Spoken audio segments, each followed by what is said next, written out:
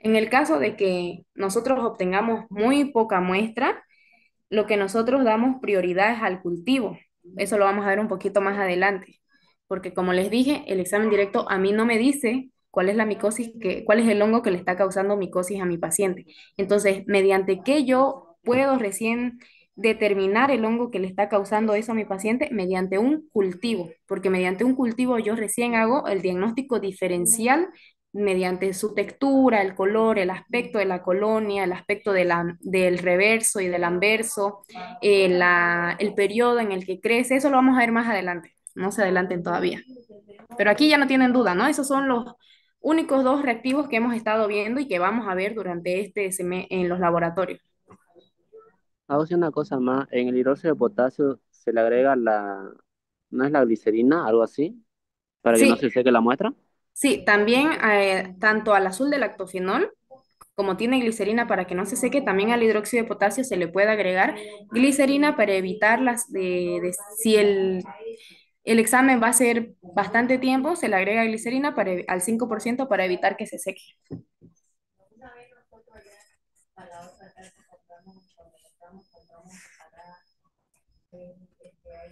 ¿Ya alguien tiene alguna otra duda?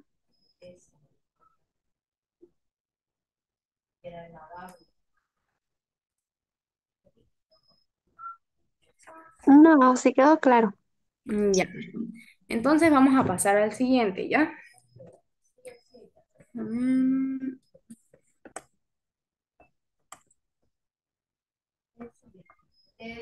ya. Ahora vamos a lo que es el cultivo de hongos. Aquí es en donde la mayoría, cuando ustedes están haciendo su técnica, la mayoría le falla y eso es lo que mañana se va a evaluar. La doctora, creo que en todos los laboratorios, a cada vez les corrige. Así se trabaja, cómo tiene que hacerlo. Entonces, eso vamos a ir ahorita aclarando para que mañana no hayan esas equivocaciones. Entonces, lo que nosotros hacemos o hemos hecho mayormente en los laboratorios es cultivar. ¿Cuáles son los dos tipos de cultivo que hemos hecho? ¿Alguien me puede decir?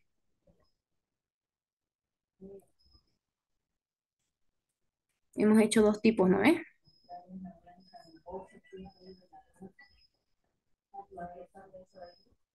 En los tubos y en las cajas Petri. Esos son los medios, pero si yo hablo de cultivo, hemos hecho dos técnicas.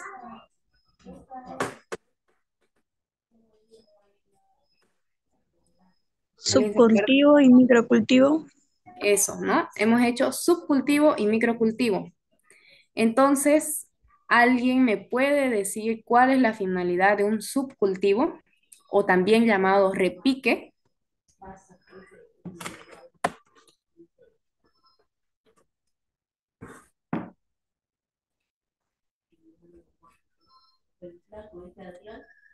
Ya, vamos a aclarar eso entonces, ya para que no se confundan entre subcultivo y microcultivo.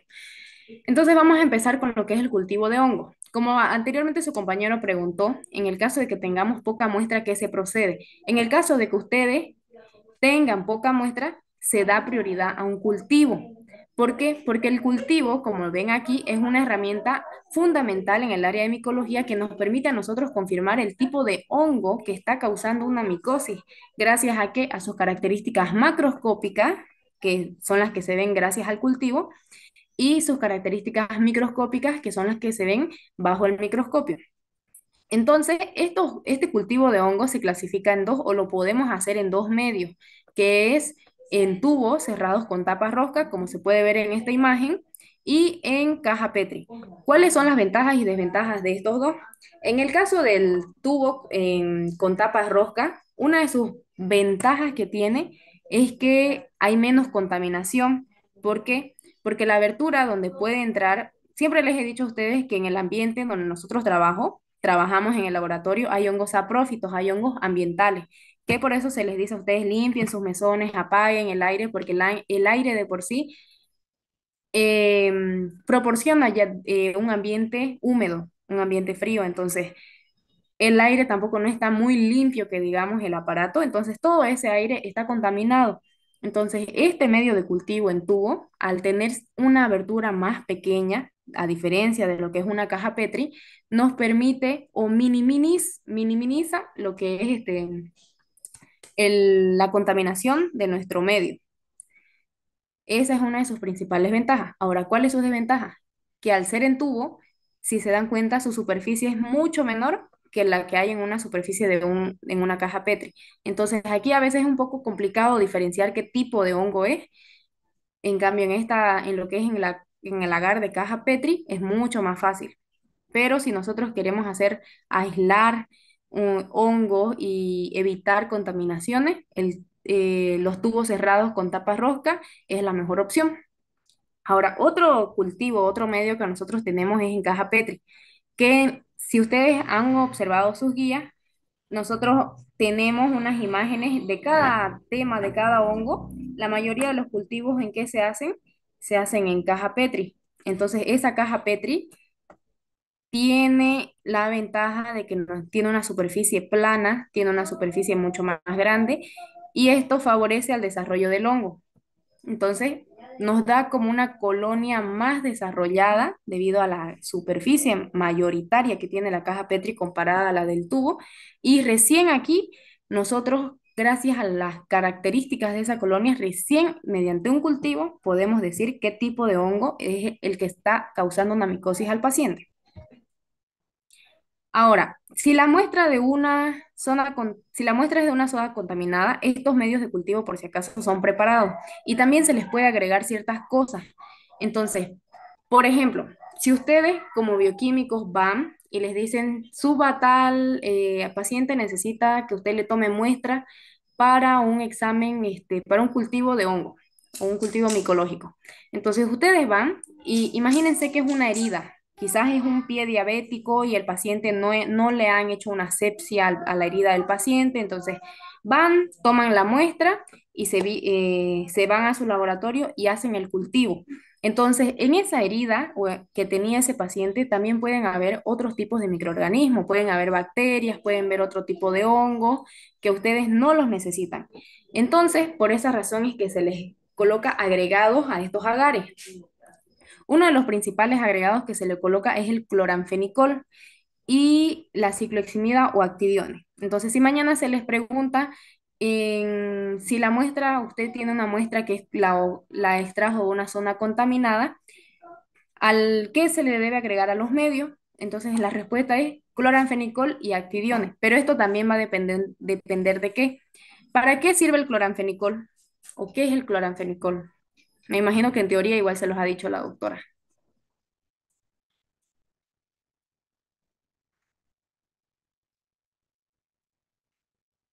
¿Cuál es, o mejor dígame, qué es el cloranfenicol?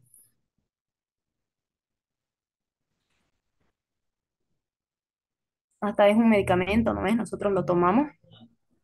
Un antibiótico. Exacto, es un antibiótico, ¿no es? Entonces, su nombre lo dice, antibiótico. Evita la proliferación de bacterias. Si nosotros lo que queremos cultivar hongos y la zona es contaminada, como les di el ejemplo de ese pie diabético, supongamos, ahí también el paciente puede tener bacterias. Entonces, si yo cultivo ese tal y cual en un agar que no es selectivo, me va a crecer de todo ahí. Me va a crecer bacterias, me va a crecer hongos. Entonces, yo estoy cultivando una muestra contaminada.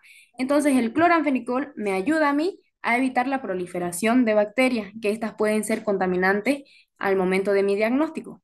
Y ahora tenemos lo que es la cicloheximida, que también tiene el nombre de actidiones. El cloranfenicol evita la proliferación de bacterias y la cicloheximida inhibe que crezcan hongos saprófitos o oportunistas. Hasta ahí entienden, ¿no? A veces esta es una confusión que hay. Yo igual cuando era estudiante me confundía cloranfenicol con cicloheximida. Cloranfenicol es un antibiótico que inhibe el crecimiento de bacterias y la cicloheximida es eh, es un una sustancia que se le agrega que inhibe el crecimiento de hongos saprófitos. Nosotros, cuando cultivamos dermatofitos, ¿qué creen? ¿Colocamos cicloheximida o no?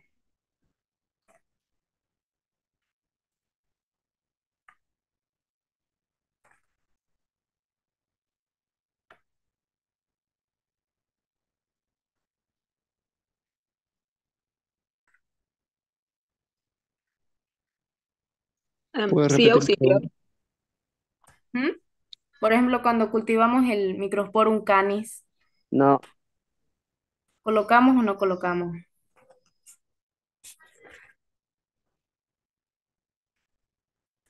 Ya, a ver, eso lo vamos a ver más adelante, ¿ya? solo es con cloranfenicol y actidiona, si no me equivoco. Ya, pero la cicloheximida es lo mismo que actidiones. Ah, ya. Ya, está bien. Ahora, como les dije, nosotros va a depender de qué tipo de hongos estamos sospechando. Si yo estoy sospechando por ejemplo, de un hongo ambiental, yo voy a ocupar un agar de saburó con cloranfenicol para que me evite la proliferación de bacterias, pero sin actidiones. ¿Por qué? Porque anteriormente yo les había dicho que el actidiones inhibe el crecimiento de hongos saprófitos y ambientales. Por ejemplo, si yo quiero cultivar un aspergillus, que el aspergillus se encuentra en el ambiente, yo no voy a colocarle actidiones, porque si yo le coloco actidiones, me va a inhibir el crecimiento de ese hongo. ¿Se va entendiendo, no? Es un poco confuso aquí, pero vamos a ir así en orden. Entonces, Auxi, en pocas palabras, el cloranfenicol inhibe el crecimiento de bacterias y el actidione el de los hongos. Sí, hongos saprófitos ambientales. Ah, ya. Entonces, si nosotros queremos cultivar dermatofito, vamos a ocupar un agar de saburó con cloranfenicol y actidiones. ¿Por qué? Porque yo no quiero que me crezcan hongos ambientales. En cambio, si yo quiero cultivar un hongo ambiental o saprófito, yo voy a ocupar un agar de saburó con cloranfenicol, pero sin actidiones o sin cicloheximida, porque esa cicloheximida me inhibe el crecimiento de hongos, pero no de cualquier hongo, son solamente de hongos ambientales. Ya, hasta ahí está claro, ¿no? Ya, Auxi. Auxi con cicloximidina y cloranfenicol está diciendo que es dermatofito y levaduras igual se puede, ¿no? Sí, dermatofito. Solo dermatofito, ¿no? Sí. En el caso de los aspergillos, por ejemplo, que son hongos que se encuentran en el ambiente que causan, por ejemplo, alergias en los ojos, se ocupa sí o sí actidiones.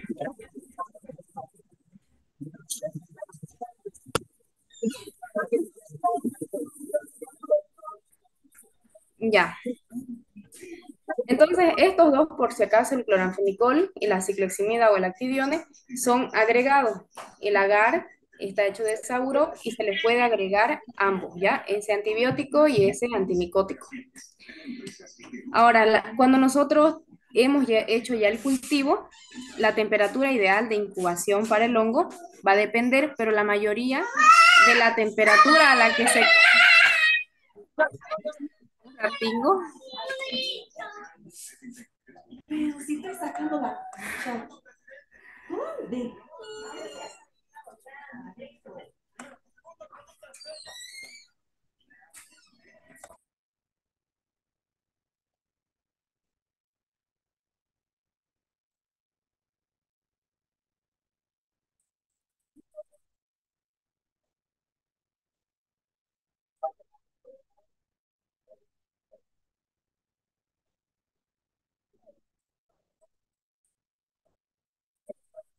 Y ahora sí van a disculpar. Iba por aquí. La temperatura ideal de incubación es de 25 a 26 grados centígrados. Esto va a depender de los hongos. Por ejemplo, en el caso de las levaduras, se cultivan, o perdón, se inoculan a una temperatura de 37 grados, ya que las levaduras, la forma levaduriforme de un hongo solamente se presenta cuando está dentro del hospedador, es decir, del organismo. Fuera del organismo es una hifa, ¿ya? Entonces los hongos, los que nosotros cultivamos en laboratorio, siempre los vamos a poner o van a fijarse, por ejemplo, cuando entren al laboratorio, ahí hay una incubadora y van a ver que está de 25 a 26 grados está. Entonces, esa es la temperatura ideal a la cual nosotros incubamos lo que son los cultivos.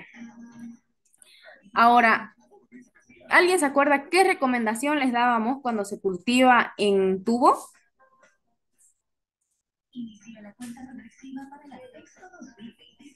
¿Sunchar el agar? No. ¿Sunchar? ¿Están seguros? ¿Sunchar? Ah, no, no, no. Creo que